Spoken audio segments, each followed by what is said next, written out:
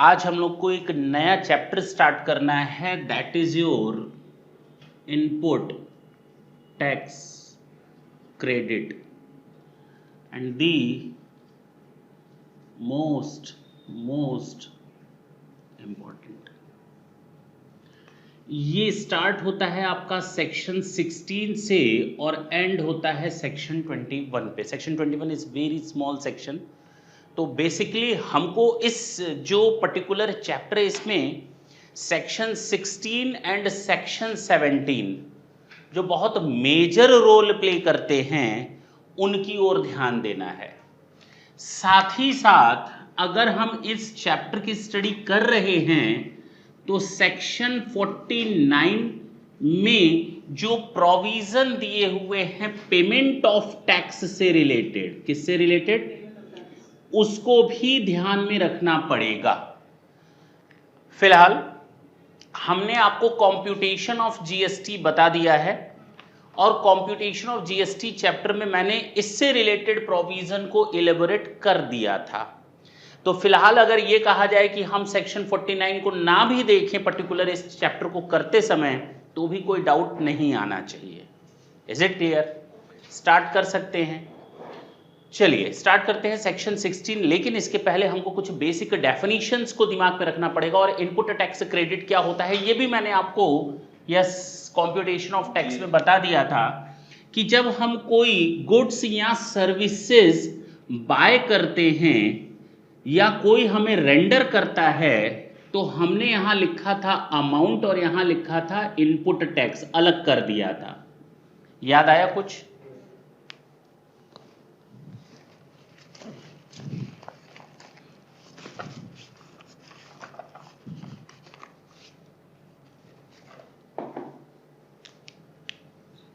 यहां हम लोगों ने लिखा था, मान लेते हैं परचेज ऑफ एक्स, 5 लाख का सामान खरीदा था और हमने 18% के हिसाब से टैक्स दे दिया था। इट मीन्स हमने 90,000 का टैक्स दे दिया था। हमने कोई सर्विसेज ली थी और मैंने 3 लाख की सर्विसेज ली थी 18% के हिसाब से, तो 54,000 हमने यहां अलग लिख दिया था। Basically the total invoice value was ₹5,90,000। हमने 5 अलग कर दिया था, 90 अलग कर दिया था। क्यों? क्योंकि मुझे इस टैक्स की क्रेडिट लेनी है। यानी हमने टोटल पे ऑफ कर दिया 1,44,000 टैक्स के नाम पे। किसके नाम पे? चलो ठीक है, हमने जो ये सामान बनाया इस सामान की टोटल कॉस्ट आई, भाई ये मैंने खरीदा और इससे मैंने कोई आउटपुट बनाया और उसकी टोटल कॉस्ट आ गई थी 15 लाख। कितनी? मैंने उस पर जीएसटी का कैलकुलेशन किया, टोटल कॉस्ट प्लस प्रॉफिट मिला करके मैंने उस पर जीएसटी का कैलकुलेशन किया, हाँ 270। ये टोटल टैक्स बना, यानी हमारी इनवॉइस वैल्यू आ गई थी, मैं केवल समरी में बता रहा हूं, चीजों को रिमाइंड करवा रहा हूं, 17,70,000। फिर मैंने tax liability and set of ITC input tax, set of input tax करवाया था। तो उसमें मैंने ऐसे कुछ करवाया था कि भाई आपकी टोटल टैक्स लाइबिलिटी है 270, आपने सामान खरीदते समय जो टैक्स दिया था उसको कहते हैं इनपुट टैक्स।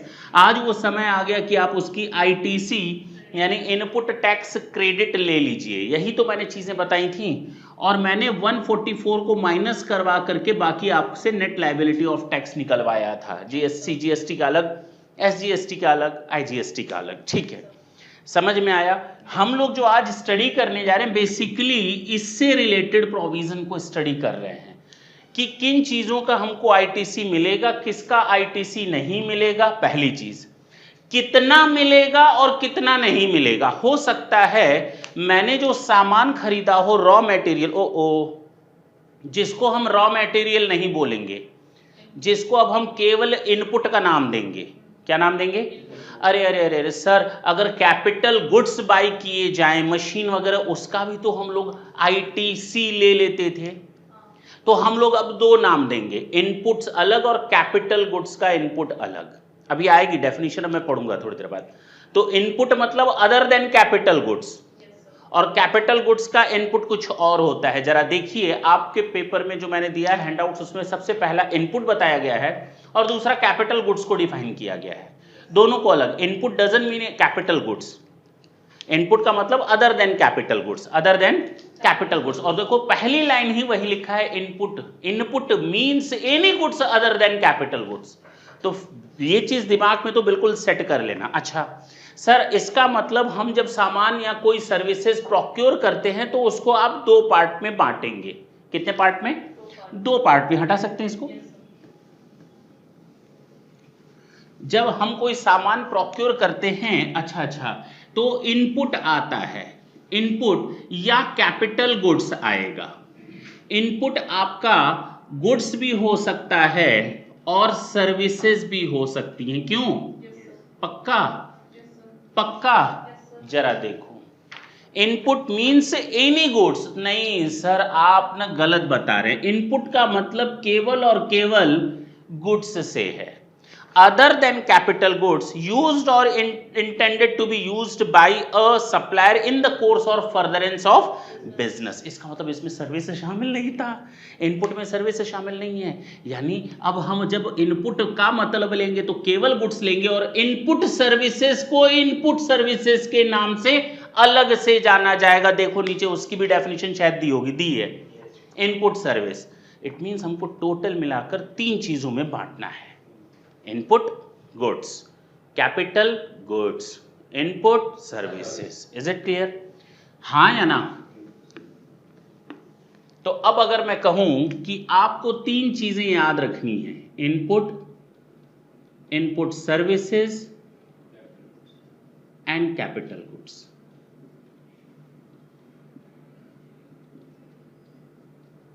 बोलो, याद रहेगा? अब कहीं तुम लोग इनपुट को इनपुट सर्विसेज के साथ मिक्स नहीं करोगे, इनपुट को कैपिटल गुड्स के साथ मर्ज नहीं करोगे। तीनों चीजें अलग अलग हैं, तीनों के लिए डेफिनेशन भी अलग अलग है। जरा देखते हैं सबसे पहली डेफिनेशन इनपुट।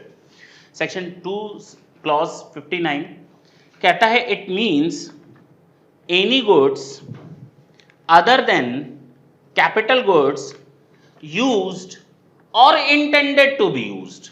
इसका मतलब हम सामान को ले लेते हैं, उसको मैंने आउटपुट में यूज किया हो या ना किया हो, मैंने मटेरियल बाय किया, सुनना इधर, 10,000 किलो, कितना?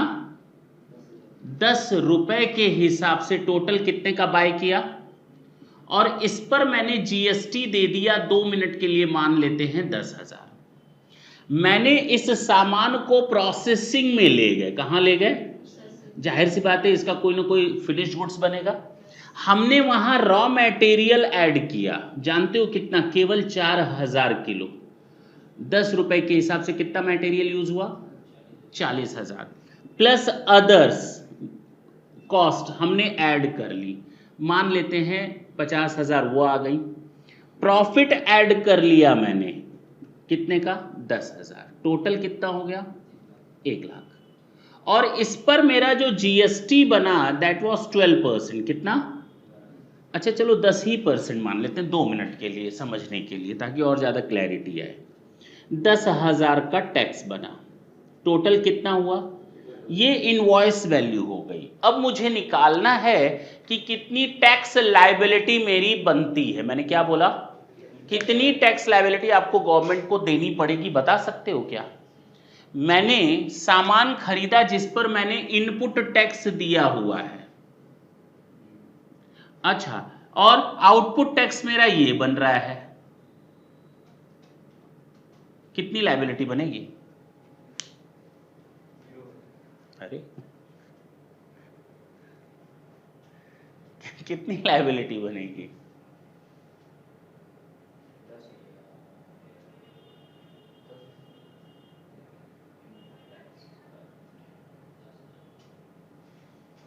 है ना प्रॉब्लम? है ना? कोई प्रॉब्लम नहीं है। सामान ले लिया, इसका कितना हिस्सा आपने प्रोसेसिंग में यूज किया नहीं यूज किया कोई लेना देना नहीं। अरे कैपिटल गुड्स, अरे कैपिटल गुड्स को अगर एग्जांपल में लो, तुम लोग को मैंने कॉम्पिटिशन ऑफ टैक्स में क्वेश्चन भी करवाया था, भूल जाओ अगर उस क्वेश्चन को, तो मैंने मशीन खरीदी और पूरा क्रेडिट तुरंत ले लिया था। उस समय तो तुमने नहीं बोला था कि सर 10 साल तक आप इस मशीन को यूज करेंगे तो इनपुट टैक्स क्रेडिट भी धीरे धीरे 10 साल तक लीजिए, एक बार में आप कैसे ले सकते हैं? उस समय तो नहीं याद आया था तुम लोग को। अब यहां पर चूंकि हमने रॉ मटेरियल किलो में दे दिया तो तुम लोग कंफ्यूज हो रहे हो।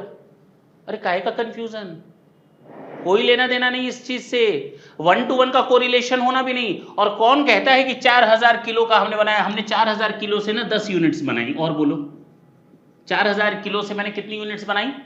हो सकता है 10 यूनिट्स बनी हो, क्या दिक्कत है? कोई लेना देना नहीं, 1 to 1 कोरिलेट हमको करने की जरूरत ही नहीं है। हमने सामान खरीदा, इतना टैक्स दिया, उसमें से कितना सामान आउटपुट में यूज हुआ, we are not concern with that. But yes, actually at the time of finding out the actual liability which is to be paid to the government, now we can get the 100% of input tax as a credit. उसको 1 to 1 correlate establish करने की कोई जरूरत नहीं है। Is it clear now? तो हम यहाँ पर ये नहीं देखेंगे 10,000 था 4,000 यूज हुआ तो हम इसका भी 4,000 ही यहाँ पर क्रेडिट लेंगे, ना ना ना ना ना, यहाँ पर 4,000 क्रेडिट लेने की जरूरत नहीं है। You can get the entire credit. अब क्लियर हुआ? पक्की बात है, आगे चल सकते हैं। फिर चलते हैं, देखो Input means any goods other than capital goods used or intended to be used, इसीलिए कहा intended to be used, जिसको यूज करना है बिजनेस में या फर्दरेंस ऑफ बिजनेस, बिजनेस को बढ़ाने में। बताया था फर्दरेंस ऑफ बिजनेस आप लोगों को लेवी एंड कलेक्शन में भी बताया था, प्रमोट वगैरह करने के लिए। Section 2 subsection 19 capital goods, it means goods. अच्छा, हमको कैसे पता चलेगा कौन सी कैपिटल गुड्स है या कैपिटल गुड्स नहीं है? इसने सीधे बहुत ही सिंपल डेफिनेशन दे दी। पहले जब हम लोग सर्विस टैक्स पढ़ते थे, वैट पढ़ते थे ना, तो सर्विस टैक्स पढ़ने में कैपिटल गुड्स की हालत खराब हो जाती थी। 1.5 पन्ने की डेफिनेशन होती थी, ऑटोमोबाइल्स का अलग करना पड़ता था, इसका अलग 1.5 पन्ने की डेफिनेशन थी। उसमें हम लोग को HSN नंबर याद रखने पड़ते थे, SSC नंबर याद रखने पड़ते थे। अब वो सिस्टम ही नहीं है। अब सिंपल से इसने 2 लाइन की डेफिनेशन दे दी, भाई हम लोग का गुड्स और सर्विस टैक्स दोनों मिलाकर के GST बन गया। इसने बहुत ही सिंपल डेफिनेशन दे दी, it means goods the value of which is capitalized in the books of account of the person claiming the ITC and which are used or intended to be used in the course or furtherance of business. अगर आप कोई सामान खरीदते हो और आपने उसको अपने बुक्स ऑफ अकाउंट में कैपिटलाइज कर रखा है, अगर आपने उसको अपनी बुक्स ऑफ अकाउंट में कैपिटलाइज कर रहा है, that is enough, that is sufficient to treat it as your capital goods. अगर आपने कोई गुड्स खरीदा है जिसको आपने अपनी बुक्स ऑफ अकाउंट में कैपिटलाइज कर रखा है और उसके खरीदने प्रोक्योर करने पर आपने इनपुट टैक्स का पेमेंट किया, now you can get the entire input tax credit on that, बशर्ते वो बिजनेस में यूज हो या फर्दरेंस ऑफ बिजनेस में इंटेंडेड टू बी यूज। चल सकते हैं आगे। बहुत ही सिंपल डेफिनेशन दे दी, बहुत ही सिंपल, सारे बवाल ही खत्म कर दिए इसने। इनपुट सर्विस की definition, third one, it means section 2 sub clause 60, it means any services used or intended to be used by a supplier in the course or furtherance of business. तो कोई मतलब ही नहीं है। गुड्स में क्या होता है? Material, labour, overhead. जब हम कोई गुड्स लेते हैं तो हमको वो फिजिकल फॉर्म में दिखता है, सर्विसेज लेते हैं तो फिजिकल फॉर्म में नहीं दिखती। कहीं कोई दिक्कत तीनों में? हमें नहीं लगता कि अब इन तीनों को अलग करने में तुम लोग को दिक्कत होगी। 3 चीजों को अलग करके हम ITC क्लेम करते हैं, इनपुट अलग, इनपुट सर्विसेज अलग और कैपिटल गुड्स अलग। हटा सकते हैं इसको।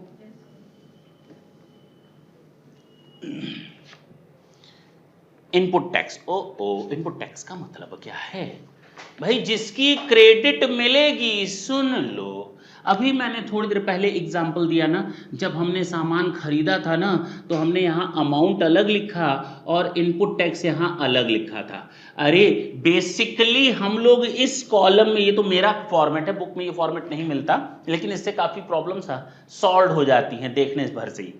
इनपुट टैक्स अलग किया था, उसी को तो यहां पर अलग किया था जिसका हमें मालूम है फ्यूचर में क्या लेना है, और जिसका हमें इनपुट टैक्स अलग से नहीं लिखते हैं यहां पर, उसका ITC भी नहीं मिलेगा। मान लो मैंने 10 लाख की एक मशीन खरीदी, 2 लाख रुपए उस पर मैंने टैक्स दे दिया, मैंने 12 लाख रुपए यहां लिखा, मैंने इसका इनपुट टैक्स का अमाउंट यहां नहीं लिखा। 2 मिनट के लिए मान लेते हैं, तो बताओ एसेट की कॉस्ट कितनी है, 10 लाख या 12 लाख? और अगर मैंने ये 2 लाख यहां लिख दिया तो अब एसेट की कॉस्ट कितनी है?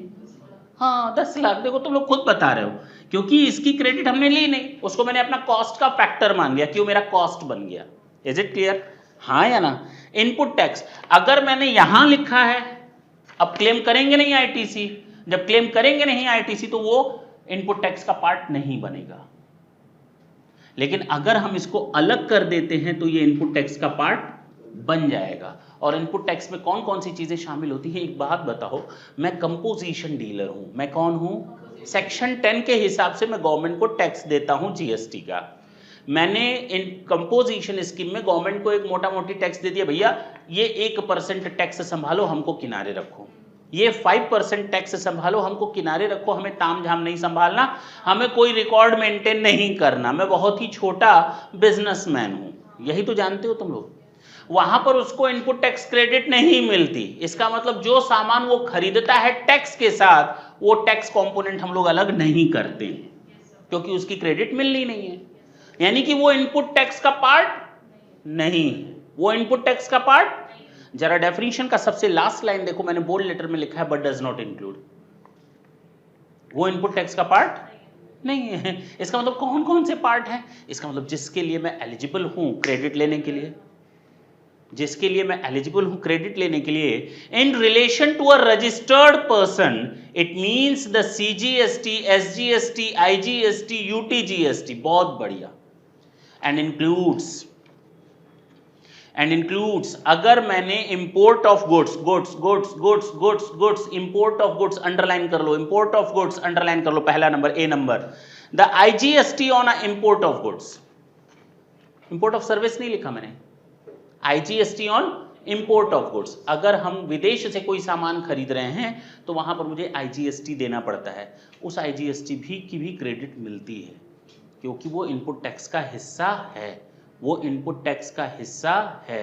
तो अगर मैं विदेश से सामान खरीद रहा हूं, इंपोर्ट कर रहा हूं, तो वो आईजीएसटी पे करके मैं खरीदूंगा और जितना भी मैं आईजीएसटी पे ऑफ करूंगा वो हमारा इनपुट टैक्स का हिस्सा बनेगा। नॉर्मल तो अभी तक जानते थे, नॉर्मल तो अभी तक हम लोग जानते थे, देखो नई चीज आ गई ना, इंपोर्ट ऑफ गुड्स का आईजीएसटी, इंपोर्ट ऑफ गुड्स का आईजीएसटी, एक नई चीज और सुनो, और बाकी सब चीज कॉमन है, देखो सब में लिखा है RCM RCM RCM RCM RCM.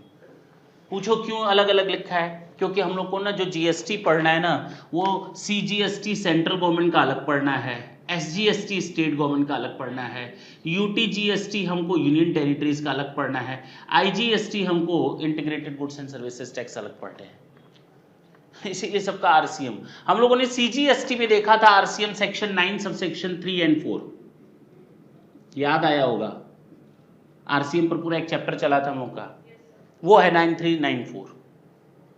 Reverse charge, मैंने सामान खरीदा, सामने वाले ने हमसे टैक्स का पैसा लेना था, लेकिन गवर्नमेंट ने कहा एक काम कर, तू उसको सामान का पैसा दे दे, टैक्स का पैसा उसको ना देकर हमको दे दे डायरेक्ट, तो मैं आरसीएम के अंडर में कैटेगरी में कवर हो गया था, यस और नो।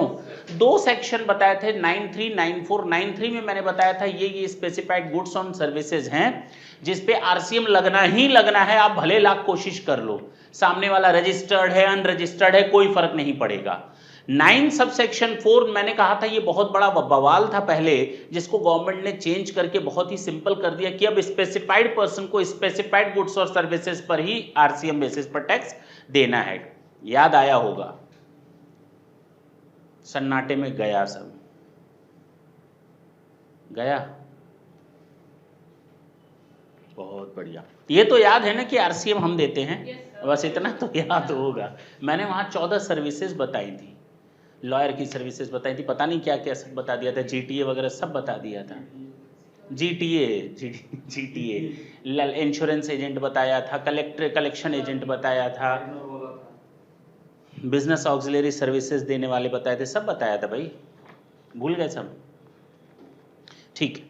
तो पहला था आईजीएसटी जो इंपोर्ट ऑफ गुड्स पर, वो भी इनपुट टैक्स का हिस्सा होता है। दूसरा आरसीएम जो सीजीएसटी के हिसाब से हो, आरसीएम जो आईजीएसटी के हिसाब से हो, आरसीएम जो एसजीएसटी के हिसाब से हो, आरसीएम जो यूटीजीएसटी के हिसाब से हो, ये भी इनपुट टैक्स का हिस्सा होता है। मैंने गवर्नमेंट को दे दिया डायरेक्ट, सामने वाले को नहीं दिया, मैंने पेमेंट किया तो मैं डायरेक्ट उसकी क्रेडिट ले सकता हूं, मैं आरसीएम की क्रेडिट ले सकता हूं। मैंने गवर्नमेंट को डायरेक्ट टैक्स दिया, तुमको ना देकर मैंने दिया है, तो मैं खुद टैक्स क्रेडिट ले लूंगा, जिसने पे किया है वही टैक्स क्रेडिट भी लेगा। Is it clear?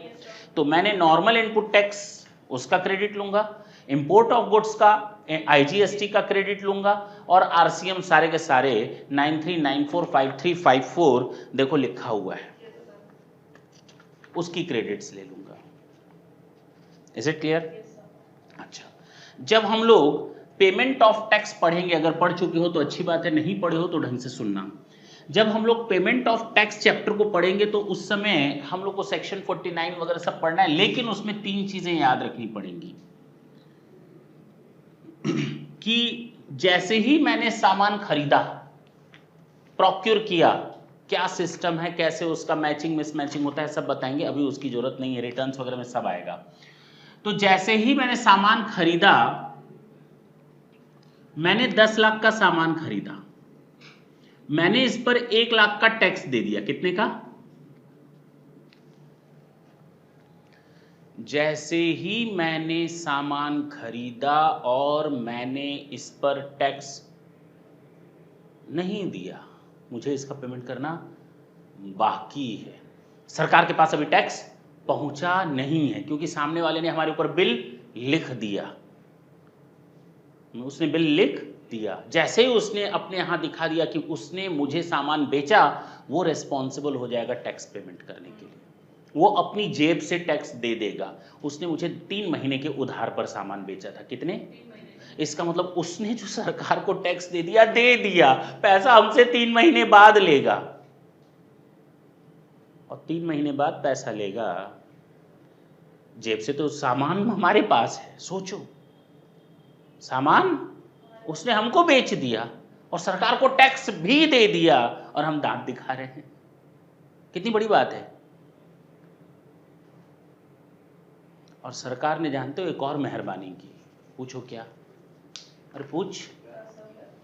हमको भी क्रेडिट दे दिया उसकी, क्योंकि सरकार ने सोचा इसको तो पेमेंट उसको करना ही है, उसको टैक्स वापस हो जाएगा, बेचारा मारा जाएगा, ये बेचारा मारा जाएगा ये, और हमको तुरंत क्रेडिट दे दी सेक्शन 41 के हिसाब से। किसके हिसाब से आएगा? सेक्शन 41 जब हम लोगों ने पढ़ा, अगर पढ़ लिया है तो ठीक है, नहीं पढ़ा है तो ये मान लो प्रोविजनल बेसिस पर गवर्नमेंट आपको मान लेती है कि आपने सामान खरीदा, आप क्रेडिट ले लो। मैंने अभी तक ये तो नहीं कहा कि मैंने सामान खरीदा मुझे क्रेडिट मिल जाएगी इनपुट टैक्स की, मैंने ये बोला है। मैंने ये नहीं बोला कि एक्चुअल में पेमेंट करना जरूरी है। उसकी जेब से पैसा जा चुका, उसने मुझे उधार माल बेचा है, ये मैं जानता हूं और वो जानता है। सरकार ने हमको ये मान लिया कि हमने उसको पेमेंट कर दिया होगा और सही समय पर मैं पेमेंट करूंगा, चलो भाई तू क्रेडिट ले ले, मुझे भी क्रेडिट मिल गई। पेमेंट वो कर रहा है, क्रेडिट पेमेंट वो कर रहा है, क्रेडिट। अजीब बात नहीं लग रही है? उधार खरीदा, अभी तक मैंने पेमेंट किया भी नहीं है। सरकार ने यहां पर एक डेडलाइन फिक्स की, उसका नुकसान ना हो बेचारे का। 180 दिनों की। कितने की? क्रेडिट में ले चुका बेटा, 180 दिन के अंदर पेमेंट कर दे। कितने दिन के अंदर? सोचो, अजीब बात है। हम दोनों के बीच में गवर्नमेंट क्या करने आ रही है? हम नहीं देंगे पेमेंट, जाओ, तुम्हें टैक्स मिलना था ना, मिल गया। लेकिन गवर्नमेंट बीच में टुपकी मारी। गवर्नमेंट कहती है ना 180 दिन के अंदर दे दे, नहीं तो तूने जो क्रेडिट लिया था ना, पेमेंट उसने किया था, क्रेडिट तूने ली, रिवर्स करो। क्या करो? 180 दिन के अंदर अगर पेमेंट नहीं किया तो अब मुझे उसको रिवर्स करना पड़ेगा, मेरे आउटपुट टैक्स लायबिलिटी में जोड़ दिया जाएगा। किसमें? ओके। 3 तरह की क्रेडिट लेजर, 3 तरह के लेजर बनते हैं आपके ऑनलाइन, वॉलेट समझ लो। एक बनता है, जैसे ही मैंने सामान खरीदा मुझे इलेक्ट्रॉनिक क्रेडिट लेजर में उसकी क्रेडिट मिल जाएगी। इसमें दिखेगा कि आपने कहां से सामान खरीदा, ठीक है ना? तो मेरे पास ऑटोमेटिक इलेक्ट्रॉनिक क्रेडिट लेजर में उसका क्रेडिट दिखने लगेगा। अच्छा, मैंने सामान बेचा, मेरी लायबिलिटी दिखनी चाहिए, वो दिखेगी इलेक्ट्रॉनिक आउटपुट लायबिलिटी में।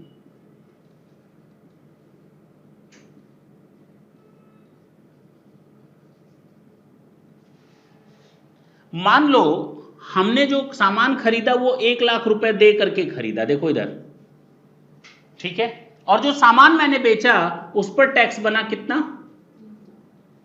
3 लाख। सरकार को अब और कितना चाहिए हमसे? क्योंकि 3 लाख मुझे देना है, 1 लाख तो मेरे क्रेडिट लेजर में पड़ा ही हुआ है जिसकी मुझे क्रेडिट मिल ली। क्रेडिट मिलनी है ना, सामान खरीदने पर मुझे क्रेडिट मिलती है ना। ऑनलाइन चेक करोगे तो 1 लाख दिख जाएगी तुमको, यानी हमको सरकार को कितना देना पड़ेगा? कहां से दूं? जेब से। कहां से दूं? जेब से। पैसा सेल सामान बेच रहा हूं तो टैक्स तो देना पड़ेगा ना।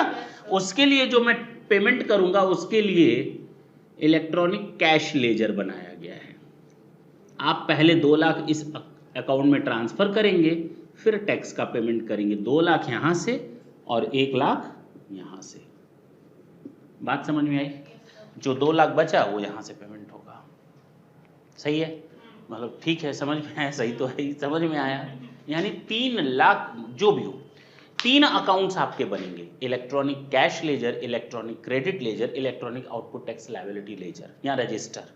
आपको दिख भी जाता है पूरा, वहां से आप चाहो तो डाउनलोड भी कर सकते हो, सिस्टम पूरा बना हुआ है। हटा सकते हैं हम इसको, ये केवल मैंने रेफरेंस के तौर पे बताया है, नथिंग एल्स, क्योंकि बीच बीच में यूज होगा और जब यूज होगा तो भाई जानना जरूरी है। देखो, electronic cash ledger, it means the electronic cash ledger maintained under section 49(1), देखेंगे 49 में।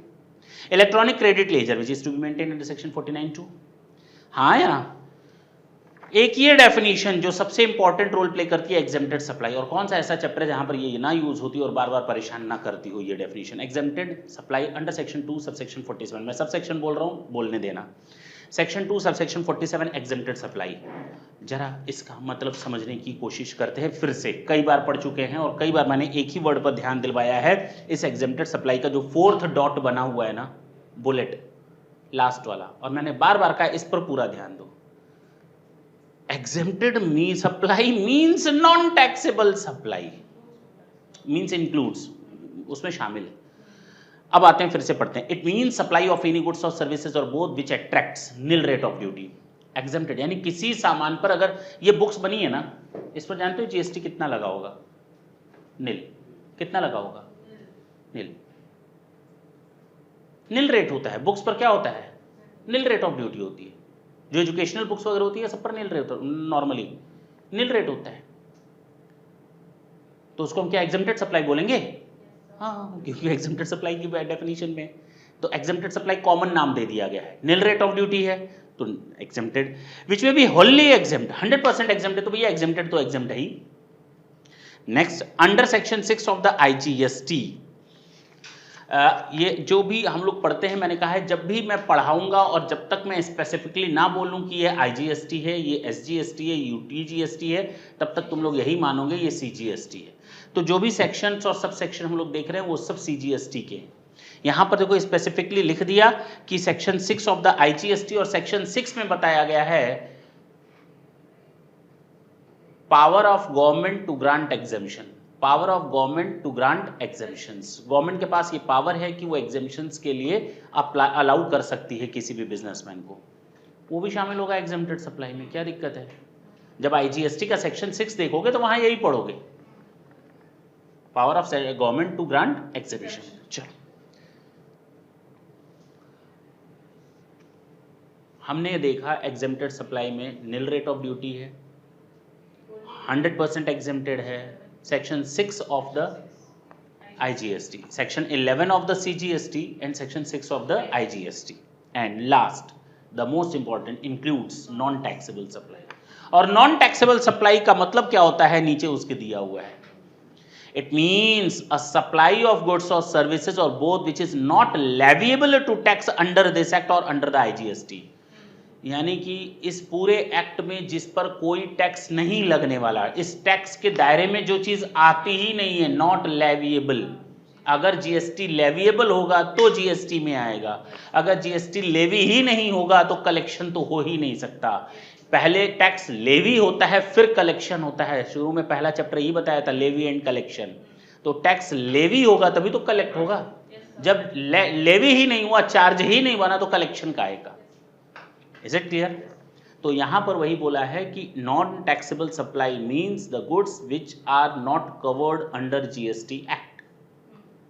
बात खत्म। Services which are not covered under the GST act. It means a supply of goods और सर्विसेज और both which is not leviable to tax under this act or under the IGST. That's it. Zero rated supply देखो नीचे लिखा हुआ है, ये भी समझ लेते हैं। ये छोटी छोटी डेफिनेशंस हैं जो अब आगे काम आएंगी, हर जगह पर काम आएंगी। देखो मैंने सेक्शन के आगे कुछ लिखा नहीं है, इसलिए नहीं लिखा है, ये नहीं कि मैंने छोड़ दिया या छूट गया, ये पूरा अलग है। यहाँ पर मैं लिख देता तो तुम लोग कंफ्यूज हो जाते, क्योंकि जितने भी मैंने साइड में सेक्शंस लिखे हैं वो सीजीएसटी एक्ट के हिसाब से लिखे हैं। ये आईजीएसटी एक्ट का सेक्शन 16 है, वहां तुम लोग पढ़ोगे आईजीएसटी एक्ट का सेक्शन 16 है, जिसने export of zero rated supply को डिफाइन किया है। किसको? Section 16 of IGST act. Section 16 लिख लो, अब तो लिख लो, सेक्शन 16 ऑफ आईजीएसटी कितना बार बुलवाओगे? सेक्शन 16 ऑफ आईजीएसटी है जो ये बताता है कि जीरो रेटेड सप्लाई क्या होती है। आईजीएसटी इंटीग्रेटेड, इंटीग्रेटेड मींस एक स्टेट से दूसरे स्टेट, विदेश से देश, देश से विदेश, वो भी आईजीएसटी में आएगा। तो जीरो रेटेड सप्लाई सुनना, it means any of the following supplies of goods or services or both, namely export of goods or services or supply of goods or services to SEZ। SEZ क्या होता है? Special economic zone. अगर हम सामान विदेश में भेज रहे हैं तो जीरो रेटेड। आपको सामान क्या करना है? विदेश में भेजना है। सामान बेचना चाहते हो तुम, एक्सपोर्ट करना चाहते हो, नहीं तुम एक्सपोर्ट करना चाहते हो, इंडिया में वही सामान बेचोगे तो टैक्स लगेगा, वही सामान विदेश में बेचोगे तो जीएसटी नहीं लगेगा। क्योंकि अगर आप टैक्स लगाकर सामान आउटसाइड इंडिया में बेचेंगे तो महंगा हो जाएगा, महंगा हो जाएगा तो आपका सामान कोई खरीदेगा नहीं, और सरकार चाहती है ज़्यादा से ज़्यादा फॉरेन करेंसी इंडिया में आए। तो सरकार डिफरेंट टाइप के आपको इंसेंटिव्स देती है एक्सपोर्ट करने के लिए। चलो, तो ये तो पहला तो बहुत सिंपल था, एक्सपोर्ट ऑफ गुड्स का मतलब एक्सपोर्ट, जीरो रेटेड सप्लाई का। Zero rated supply means export of goods. दूसरा मैंने बताया, आप इंडिया में ही सामान बेच रहे हो, कहां पे? एसईजेड में। एसईजेड स्पेशल इकोनॉमिक जोन, ये एरिया इंडिया में ही होते हैं, लेकिन मान लिया जाता है इंडिया में नहीं। कहां होते हैं? मान लिया जाता है वो इंडिया में सप्लाई के लिए। यानी अगर मैंने उन जगहों पर सामान ट्रांसफर कर दिया तो मान लेंगे हमने विदेश में सामान बेचा है, क्योंकि उस स्पेशल इकोनॉमिक जोन को हमने इसीलिए बनाया होता है ताकि इससे सामान आउटसाइड इंडिया में जाए, ज़्यादा से ज़्यादा प्रमोशन हो सके। यानी एसईजेड प्रमोशनल एक्टिविटीज़ के लिए जाना जाता है। आपको कई तरह के टैक्स इंसेंटिव्स मिलते हैं, टैक्स हॉलीडेज मिलते हैं। Is it clear? अब कोई दिक्कत नहीं आएगी, चल सकते हैं आगे। स्टार्ट करें सेक्शन 16।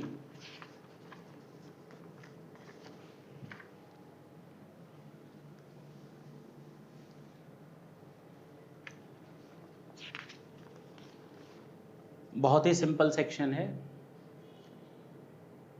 बस एक चीज़ याद रखना, अगर आज सेक्शन 16 खत्म हो गया तो नेक्स्ट सेशन में हमारा सेक्शन 17 खत्म हो जाएगा। और सबसे मैंने कहा मेजर दो ही सेक्शन हैं, 16 एंड 17। अगर ये दो ढंग से तैयार है तो आईटीसी में प्रॉब्लम नहीं आने वाली। हाँ, जब इनके रूल्स हम लोग पढ़ेंगे, रूल नंबर 41, 42, 43, तो बहुत दिमाग खराब करेगा। लेकिन हाँ, वो भी ज़्यादा टेंशन तब नहीं देंगे अगर हमारे सेक्शन से ढंग से तैयार हो। ढंग से सुनना, एवरी रजिस्टर्ड पर्सन, आईटीसी तो उसी को मिलता है ना जो रजिस्टर्ड होता है, तो बार बार ये काहे के लिए बोल रहे हो भाई?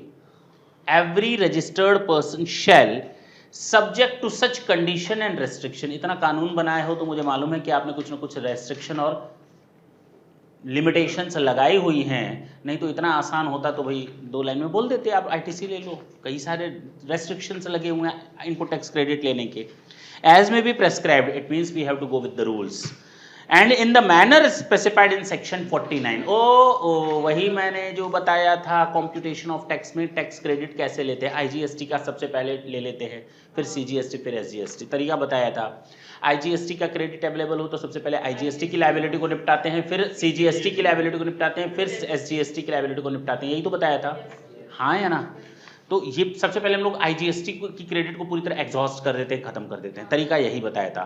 और आईजीएसटी का जो क्रेडिट आईजीएसटी को मीट आउट करने के बाद बचता है वो मैंने बताया था सीजीएसटी में जितना लेना चाहो तुम्हारी मर्जी, एसजीएसटी में जितना लेना चाहो तुम्हारी मर्जी, यूटीजीएसटी में जितना लेना चाहो तुम्हारी मर्जी। उसमें कोई भी रेशियो प्रोपोर्शन तुम लोग ले सकते हो अपना फायदा या घाटा देखते हुए। Is it clear? वहां पर कोई रूल नहीं था, भूल गए? पहले आईजीएसटी, आईजीएसटी से फिर जितना बचा वो सीजीएसटी या एसजीएसटी, जिस प्रोपोर्शन में करना चाहो। नॉर्मली हम लोग सीजीएसटी में ले रहे थे, लेकिन हम इसमें कोई रेस्ट्रिक्शन नहीं है कि सीजीएसटी में कितना लो, एसजीएसटी में कितना लो। IGST से IGST, फिर CGST और SGST। CGST SGST में IGST की कितना बेनिफिट लेना चाहते हो वो तुम्हारी मर्जी है, किस रेशियो में लेना चाहते हो वो तुम्हारी मर्जी। पहले SGST में पूरा लेना चाहते हो तुम्हारी मर्जी। फिलहाल हम वहां नहीं जाना चाह रहे, वो सेक्शन 49 में दिया हुआ है, देखा जाएगा। अगर देखे हो तो अच्छी बात है, कॉम्पिटिशन ऑफ टैक्स में मैंने बता भी दिया है। चलें, कहता है एवरी रजिस्टर्ड पर्सन शैल, तो बाकी बातें छोड़ दो, shall be entitled to take credit, be entitled to take credit of ITC। अभी तक कुछ नया तो बोले ही नहीं, फालतू की कहानी, जितनी भी लाइन बोली सब फालतू की बोले। On any supply of goods services और both to him which are used or intended to be used in the course of furtherance of his business and, अरे भाई कुछ काम की चीज बोलो, सब सेक्शन 1 तो बिल्कुल बेकार है। ये तो सीधे ही बोलता है हर एक रजिस्टर्ड पर्सन को ना ITC मिलेगा, वो उसके लिए इंटाइटल्ड होगा जो उसने सामान को खरीदते समय या सर्विसेज को लेते समय जिसका पर्पस बिजनेस में यूज करना है या फर्दरेंस ऑफ बिजनेस। अरे क्या मतलब है, यही तो तब से कहानी चल रही, कुछ नया बोल लो, कुछ नया नहीं बोला।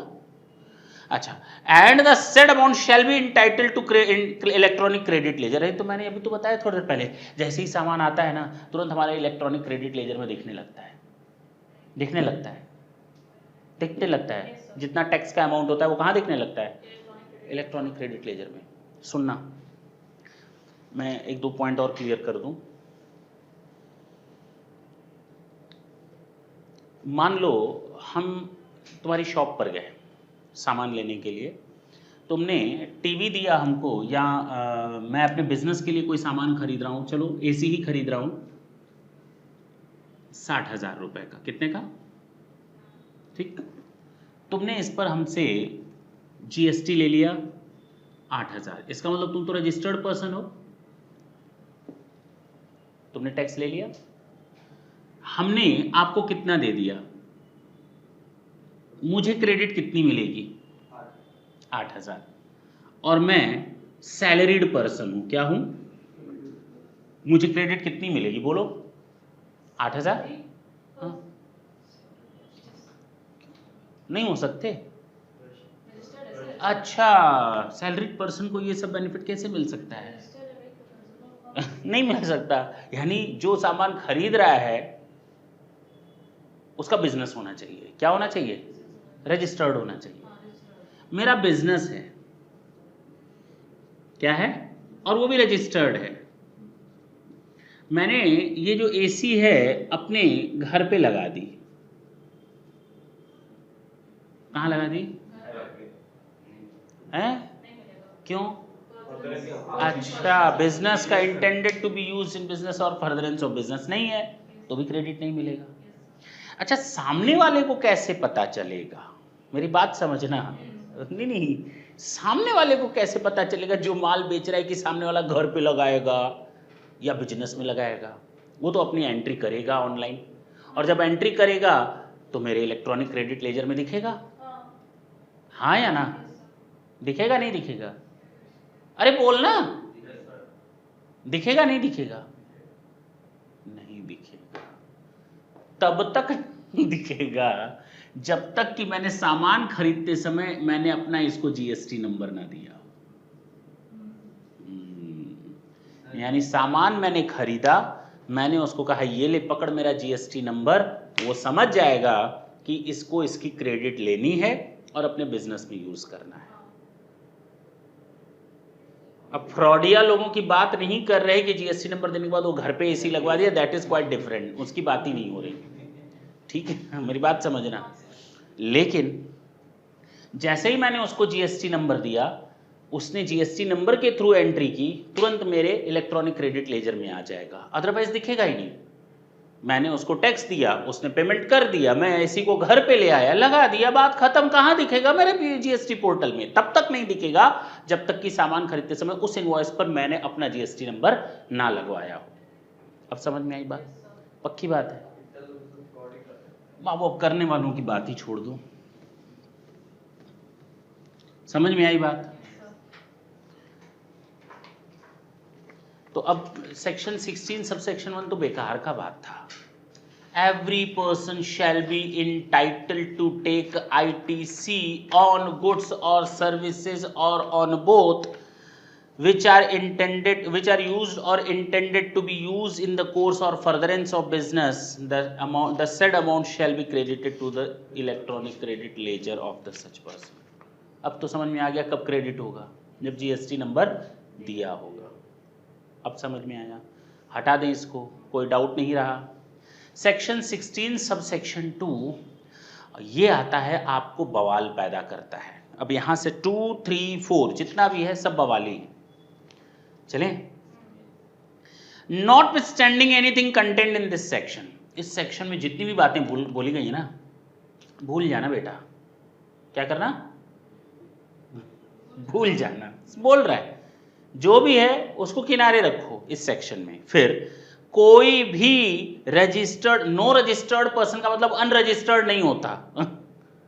नो रजिस्टर्ड पर्सन का मतलब ऐसा पर्सन जिसके ऊपर ये रेस्ट्रिक्शन लगाया गया है कि कोई भी रजिस्टर्ड बंदा क्रेडिट नहीं ले सकता इनपुट टैक्स की गुड्स और सर्विसेज पर तब तक जब तक कि ये कंडीशन पूरी ना हो जाए। अब तो पहली चीज बोला है आईटीसी पर रेस्ट्रिक्शन लगाया है।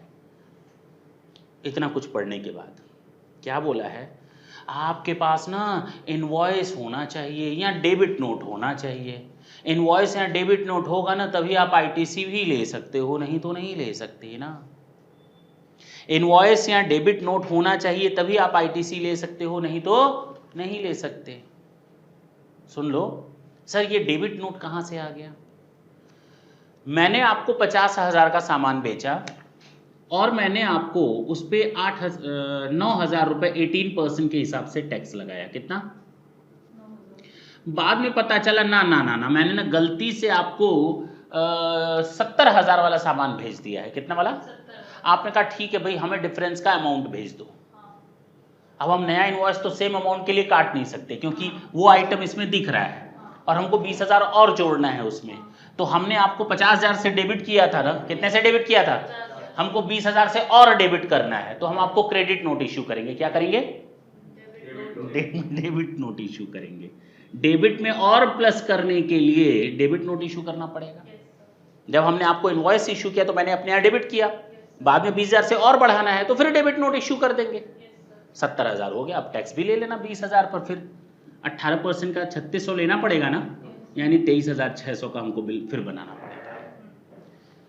नया इनवॉइस ना बना करके हम उसका डेबिट नोट बना देंगे। तो पहला वाला आपको इनवॉइस के बेसिस पर आपके पास इनवॉइस होनी चाहिए और डेबिट नोट होना चाहिए। अगर ये आपके पास है तो आपको इतनी क्रेडिट मिलेगी, ये आपके पास नहीं है तो क्रेडिट जब तक कि ये आपके पास ना हो debit note. Is it clear?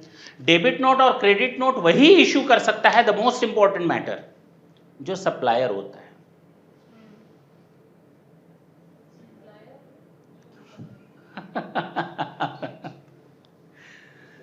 Debit note और क्रेडिट नोट वही इश्यू कर सकता है जो सप्लायर होता है। सही बोला मैंने कि कुछ गलती हो गई? मान लो मैंने आपको 50,000 का इनवॉइस भेज दिया, पता चला हे भगवान ये क्या कर लिया, 20,000 का ज्यादा चला गया। आपने हमें बताया तो आप हमें क्या भेजेंगे? आप कुछ नहीं कर सकते, जो करना है वो सप्लायर को करना है, तो मुझे क्रेडिट नोट भेजना पड़ेगा। नहीं समझ में आई बात? यानी सप्लायर ऑफ गुड्स और सर्विसेज ही डेबिट नोट या क्रेडिट नोट इश्यू कर सकता है जिसने एक्चुअल में सप्लाई किया हो।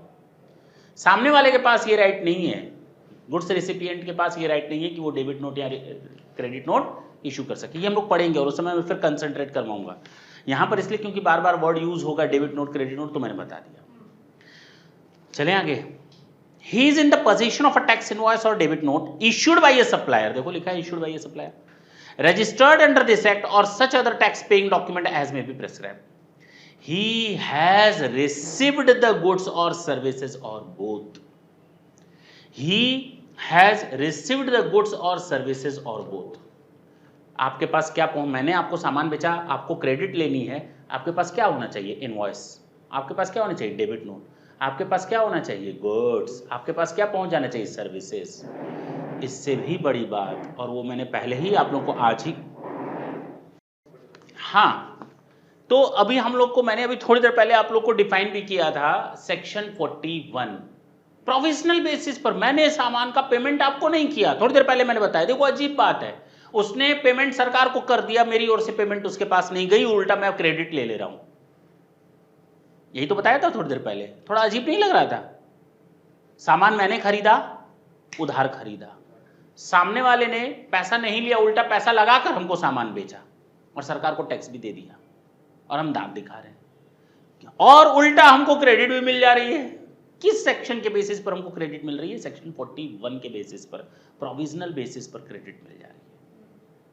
वो बोलता है देखो, subject to the provision of section 41 the tax charge in respect of such supply has been actually paid to the government either in cash or through utilization of ITC admissible in respect of such supply। Provisional basis पर मुझे वो credit मिल जाती है और उसने tax का payment government को कर दिया हो। ये दो चीजें याद रखना। सब्जेक्ट टू सेक्शन 41 यानी मुझे प्रोविजनल बेसिस पर क्रेडिट मिल गई, and the person who was responsible to make the payment of tax to the government has actually made the payment of tax. Is it clear? अच्छा, अगर सामने वाले ने टैक्स का पेमेंट ही नहीं किया तो, जबकि मिलना चाहिए, क्योंकि मैं तो उसको पेमेंट आज नहीं तो कल करूंगा ही। सरकार उसको जाने, उससे पीछे पड़े, हमारे पीछे क्यों पड़े? मैं तो सामान किसी से खरीद रहा हूं, हम ये मान करके खरीदते हैं कि सामने वाला टैक्स पेमेंट कर देगा, हाँ या ना? हमने उसको पेमेंट कर दिया, उसने टैक्स का पेमेंट नहीं किया तो, हमने तुमको पेमेंट कर दिया, तुमने टैक्स का पेमेंट नहीं किया तो उसकी सजा किसको मिलेगी? गलत है ना? तुमको क्यों मिलेगी? हमको, तुमने तो टैक्स पेमेंट ही नहीं किया। ओहो, यहीं आकर के सारा प्रॉब्लम फंसता है। पहला वाला केस तो बड़ा अजीब लग रहा था, उसने सरकार को टैक्स पेमेंट कर दिया, उधार माल मुझे बेचा, मुझे क्रेडिट मिल गई, मैं दांत दिखा रहा हूं। उल्टा भी तो हो सकता है, उसने मुझे कैश में सामान बेचा, टैक्स ले लिया, हमने क्रेडिट ले ली, उसने सरकार को पेमेंट नहीं किया, अब वो दांत दिखा रहा है। ये भी तो हो सकता है। फंसेगा कौन बेचारा? पहले वाले में तुम, दूसरे वाले में हम। ठीक है, चलें। लेकिन ढंग से समझना, जब क्वेश्चन सॉल्व करेंगे तो हम लोग को अच्छी तरह से समझ में आएगा न्यूमेरिकल के साथ साथ। मैंने कहा क्रेडिट नहीं मिलेगी, इन कंडीशन को समझो। पहला, टैक्स इनवॉइस होना चाहिए, डेबिट नोट होना चाहिए, और सामान आपको गुड्स या सर्विसेज रिसीव हो चुकी होनी चाहिए, यानी मुझे, अगर मैंने खरीदा है तो। और तीसरा, सेक्शन 41 को ध्यान में रखते हुए सामने वाले ने, जिसने सामान बेचा है, उसने टैक्स का पेमेंट कर दिया हो। Last, he has furnished the return under section 39। जब हम लोग पढ़ेंगे तो 39, 40, 43, 44, 45 ये रिटर्न्स के सेक्शंस हम लोग देखेंगे। First return, final return, section 39 के, मतलब कई तरह के रिटर्न्स हम लोग देखने की कोशिश करेंगे, किस तरह के रिटर्न्स हैं। अभी तो यहाँ पर हम लोग रिटर्न्स तो पढ़ नहीं रहे। सेक्शन 39 में रिटर्न्स के बारे में बताया गया है, ठीक है ना? उसने रिटर्न फर्निश कर दी हो, किसने? चलें। नॉटविथस्टैंडिंग, मैं फिर से पढ़ता हूं, अब पूरा एक बार मैं पढ़ूंगा। Notwithstanding anything content in this section, no registered person यानी मैं shall be entitled to take credit of any input tax in respect of any supply of goods और services unless he is in possession of goods, यानी मेरे पास सामान, मेरे पास sorry, he is possession of tax invoice, मेरे पास tax invoice होनी चाहिए, मेरे पास डेबिट नोट होना चाहिए, मेरे पास गुड्स या सर्विसेज आ जानी चाहिए। सब्जेक्ट टू सेक्शन 41 यानी कि मुझे प्रोविजनल बेसिस पर टैक्स का बेनिफिट मिल जाएगा, ये मानते हुए कि सामने वाले ने पेमेंट कर दिया, हम ये मान लेंगे कि सामने वाले ने पेमेंट कर दिया है एक्चुअली, और मेरे लिए ही has been furnished the return under section 39। Is it clear? पक्की बात है? कोई दिक्कत हो तो बोलो, चल सकते हैं। नोट दिया है नीचे, मेरे पास क्या आ चुका हो? इनवॉइस। मेरे पास क्या आ चुका हो? सामान। मेरे पास क्रेडिट मिल जाती है सेक्शन 41 के हिसाब से, ये भी मानते हुए कि सामने वाले ने, मानते हुए क्या, मैं मान ही लेता हूं कि सामने वाले ने एक्चुअल में पेमेंट कर दिया होगा, और एक्चुअल में पेमेंट हो जाना चाहिए, और साथ ही साथ and he has furnished the return under section 39, और सामने वाले ने सेक्शन 39 में रिटर्न डिपॉजिट दाखिल फर्निश कर दी है। बोलो।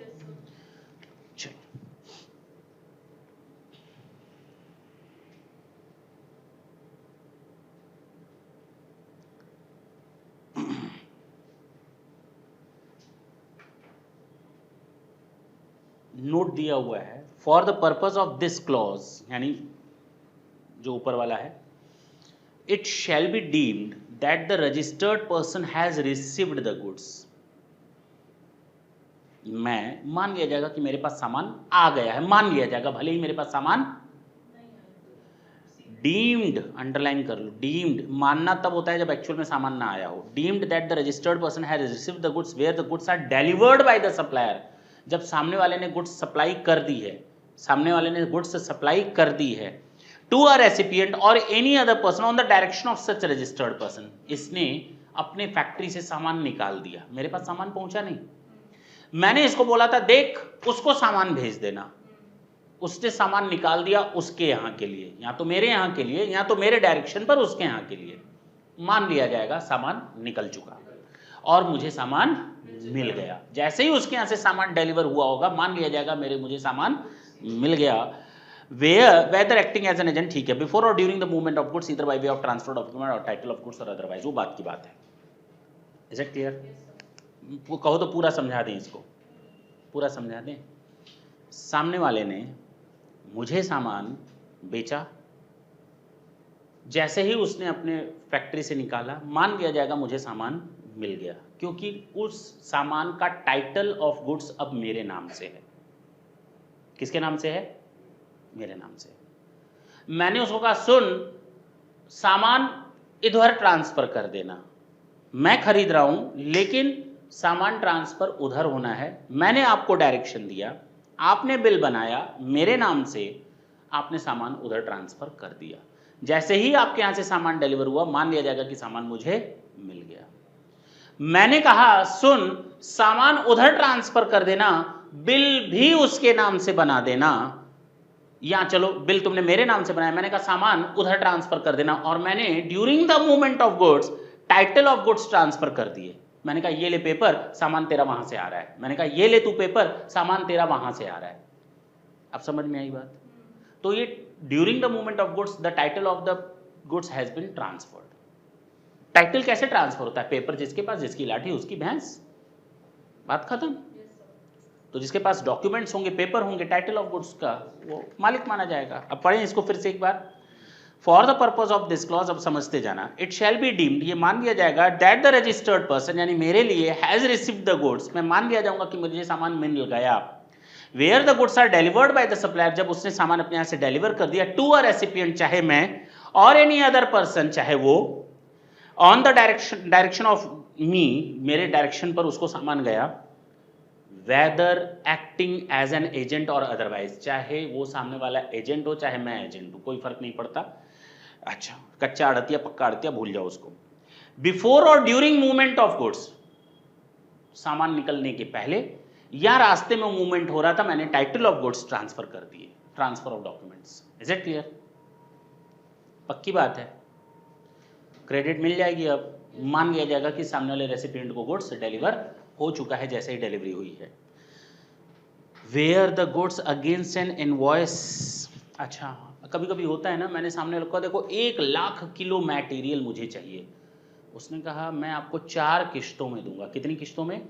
4 लॉट्स में दूंगा। मैंने उससे सामान मंगवाया सितंबर में, किश्तों में आते आते हो गया 10 नवंबर। पहला लॉट सितंबर, दूसरा लॉट सितंबर, तीसरा लॉट भी सितंबर, लास्ट वाला लॉट कब आया? तो बताओ मुझे क्रेडिट कब मिलेगी, सितंबर में या नवंबर में? नवंबर में, लास्ट लॉट के समय। Where the goods against an invoice are received, मुझे इनवॉइस मिल चुका है लेकिन सामान लॉट्स में आएगा। रिसीव्ड इन लॉट्स और installments, where the goods are received in installments, the registered person shall be entitled to take credit upon receipt of the last installment or lot। पीछे एक एग्जाम्पल नंबर 1 दिया है, जरा उसको देखो। Mr. X is a furniture dealer. On 1st August 19 he purchases 100 chairs from a manufacturer valued at rupees 5,000 each. It is agreed that the chair will be sent by the manufacturer in 2 lots of 50-50 chairs। हाँ है ना, पहला lot आया है सितंबर में, दूसरा lot आया है 1 अक्टूबर को आया है। तो मुझे अक्टूबर वाला महीने में क्या होगा, आईटीसी मिलेगी, ना कि सितंबर वाले महीने में। जितना भी मैंने टैक्स पे किया है, देखो तो हमने टोटल 90 हज़ार टैक्स पे किया है। इस 90,000 की टैक्स क्रेडिट मुझे सितंबर वाले मंथ में मिलेगी। कब मिलेगी? अक्टूबर। अच्छा, अक्टूबर, क्योंकि लास्ट लॉट कब मिला है? अक्टूबर में, तो अक्टूबर वाले मंथ में मिलेगी। Is it clear? अब कोई डाउट? अरे बोलो भाई। वापस आओ। फिर इंपॉर्टेंट ट्यूटोरियल, 180 दिन वाली कहानी याद है ना?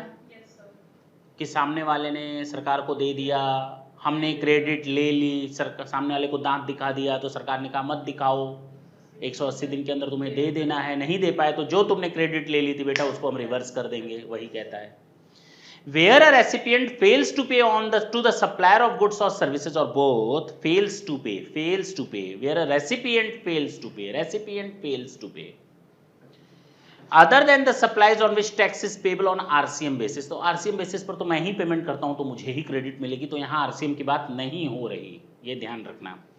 The amount towards the value of supply along with the tax payable thereon within a period of 180 days from the date of issue of invoice by the supplier. जिस दिन तुमने हमको इनवॉइस की डेट लिखी है उसके 180 दिन के अंदर मेरी जिम्मेदारी बनती है कि मैं तुम्हें तुम्हारा पेमेंट कर दूं, क्योंकि मुझे तो क्रेडिट तुरंत मिल जाती है प्रोविजनल बेसिस पर अंडर सेक्शन 41, लेकिन सरकार कहती है तुम्हारी ये जिम्मेदारी है कि तुम सामने वाले को 180 दिन के अंदर टैक्स अमाउंट पेमेंट कर दो इनवॉइस का, नहीं तो जो तुमको क्रेडिट मिली है वो हम रिवर्स कर देंगे, आपकी आउटपुट टैक्स लायबिलिटी में ऐड कर दी जाएगी। कहां?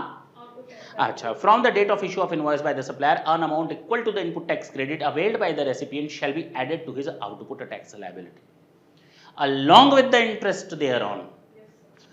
जिस समय मैंने वो क्रेडिट लिया था, इनवॉइस वाली डेट से लेकर के मेरी आज वाली डेट तक का पूरा इंटरेस्ट चार्ज किया जाएगा।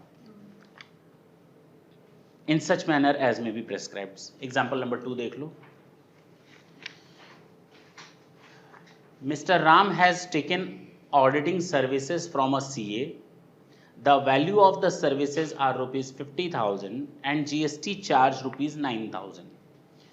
If he does not make the payment to CA rupees 59,000 within 180 days from the date of invoice, ITC availed by the recipient of services will be added back to his output tax liability. Is it clear? Yes, sir. अच्छा, अगर सामने वाला 180 दिन के बाद नहीं payment करता तो रिवर्स हो गया लाइबिलिटी। मान लो उसके बाद अकल आ गई उसको, हे भगवान ये क्या कर डाला, मैंने तो पेमेंट करना था, उसने बाद में पेमेंट कर दिया, तो क्या वापस मिल जाएगी उसको क्रेडिट? हाँ, काहे नहीं मिलेगी? नहीं, उसका अधिकार है, मिलेगा। हमने कोई पाप थोड़ी किया था 180 दिन के अंदर ना दे करके, कोई जुर्म किया है? नहीं।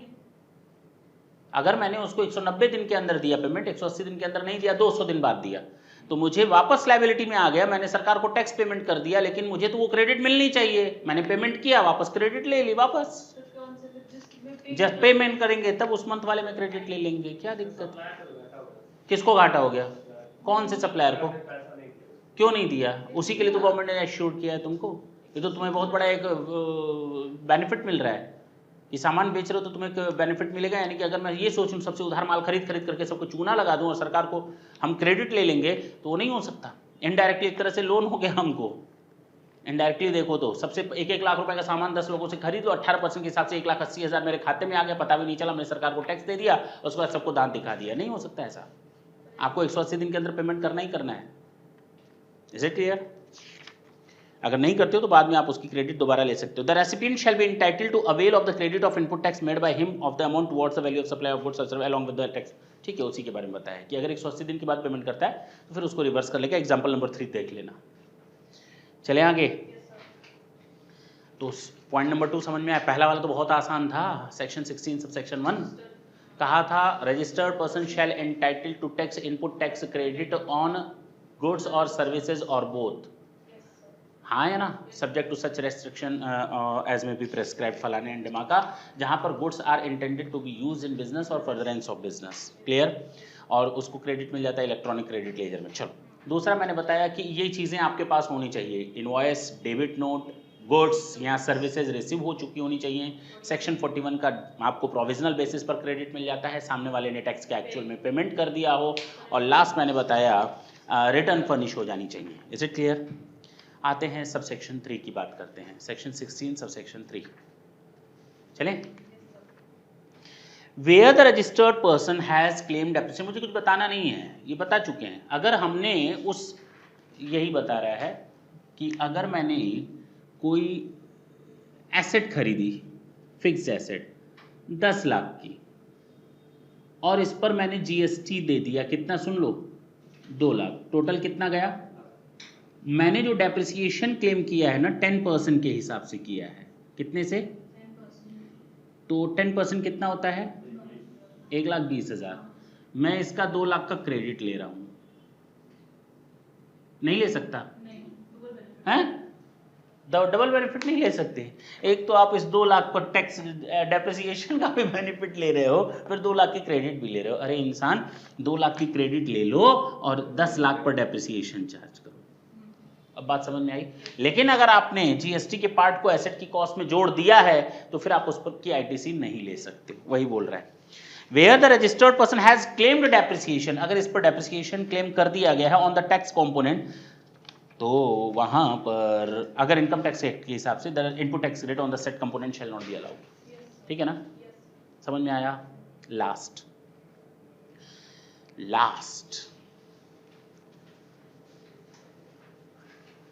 हमने सामान खरीदा,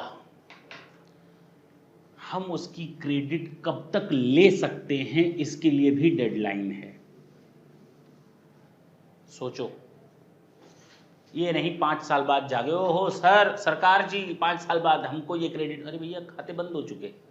आपको एक डेडलाइन दी गई है कब तक आपको क्रेडिट ले लेनी है। यानी मैंने सामान रिसीव किया, गुड्स एंड सर्विसेज, तो मेरे पास एक डेडलाइन है। सुन लेना, अगर हम फाइनेंशियल ईयर 18-19 की बात करें तो जितने भी यहां पर इनवॉइसेस आए होंगे मेरे पास, उनकी क्रेडिट हम मैक्सिमम 20 अक्टूबर 2019 तक ले सकते हैं।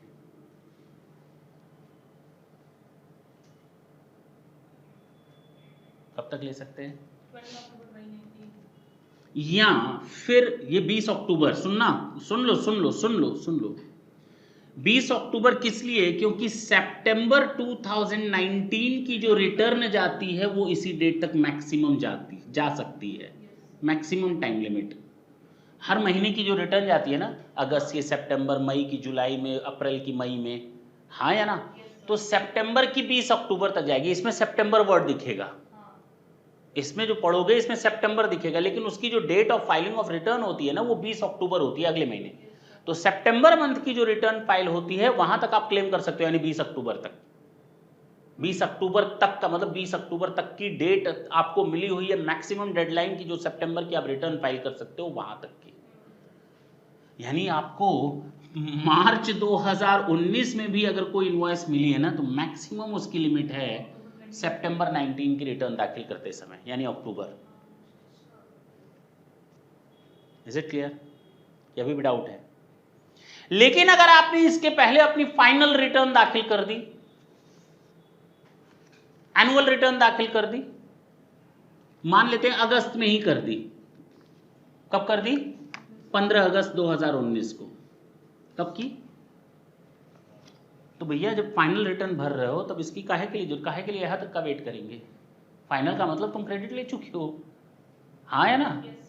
लेकिन फाइनल रिटर्न की डेट क्या होती है वो भी समझ लो, 31 दिसंबर, 31 ऑफ दिसंबर 2019। यानी अगर 18-19 का हमको सबसे आखिरी में रिटर्न, जो एनुअल रिटर्न होता है, वो कब तक दाखिल कर सकते हैं? यानी हमारे पास डेट है 31 दिसंबर, उसके बाद तो आप कुछ नहीं कर सकते भाई, पहली चीज।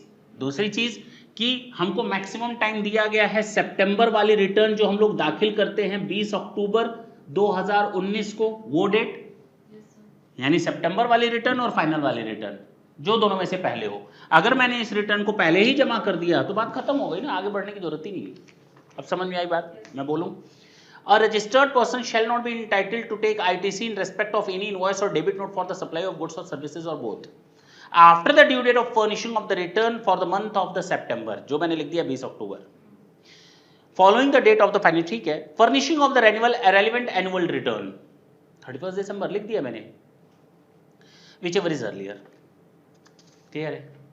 एग्जाम्पल नंबर 4 देख लो, एग्जाम्पल नंबर 5 देख लो, और मुझे नहीं लगता अब इन दोनों क्वेश्चंस में कोई दिक्कत आएगी। कहीं कोई डाउट हो, इशू हो तो पूछ सकते हो।